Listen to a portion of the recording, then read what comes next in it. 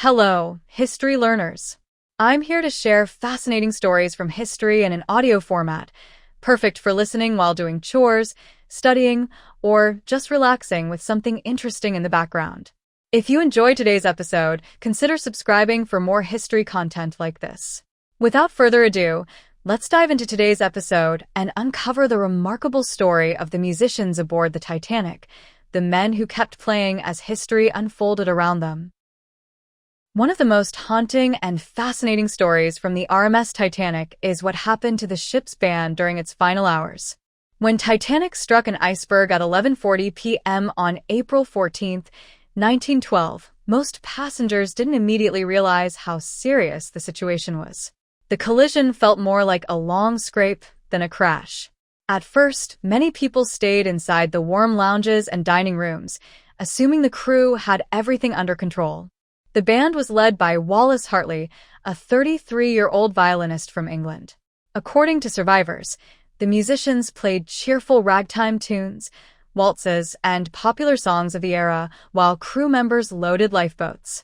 Imagine standing on the deck of a gigantic luxury liner in the freezing North Atlantic, hearing calm music while the ship slowly tilted beneath everyone's feet. What makes the story extraordinary is that the musicians kept playing for hours. As the sinking worsened, passengers began realizing the danger was real. Lifeboats were leaving only partially full, distress rockets were firing into the sky, and the bow of the ship was dipping deeper into the water. Yet witnesses continued reporting hearing the band perform. Many survivors later described the music as having a strange calming effect.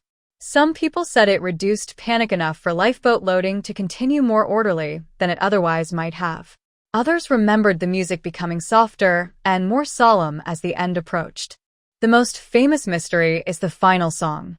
A huge number of accounts claim the last piece played was the hymn, "Nearer, My God, to Thee." That idea became legendary and appeared in books and movies for decades. But historians still debate whether that was actually the final tune. Some survivors thought they heard a popular waltz called Songe d'Automne instead. Because the disaster happened in darkness and confusion, nobody can say for certain. None of the musicians survived. Unlike crew members directly operating lifeboats, the band members technically could have stopped playing and tried to save themselves earlier. Their decision to continue performing turned them into symbols of bravery and self-sacrifice around the world. Newspapers in 1912 treated them almost like heroes from a legend. After the disaster, Wallace Hartley's violin was recovered along with his body. The violin had been a gift from his fiancée and was found strapped to him in a leather case.